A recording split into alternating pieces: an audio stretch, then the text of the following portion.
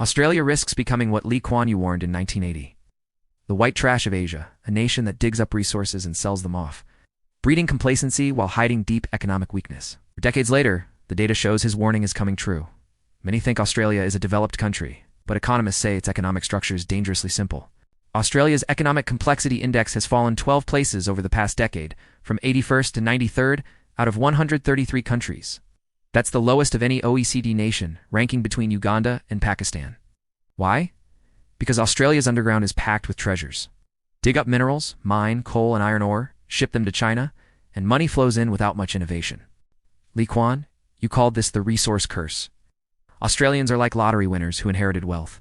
They do not need to build high-tech industries or work harder. Australia has essentially become a giant mining factory under a national flag. You might say, but GDP keeps growing. True.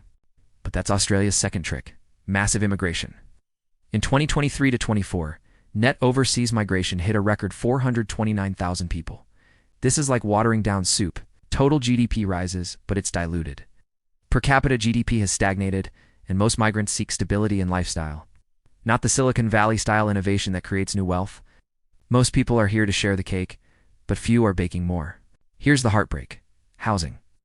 Lee Kuan Yew made public housing a cornerstone of Singapore because he knew young people need affordable homes to put down roots. In Australia, housing affordability has hit record lows. The National Housing Supply and Affordability Council's 2025 report shows prices and rents at record highs.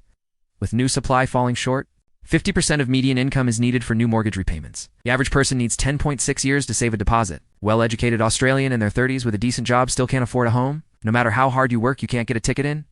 Why strive for this country?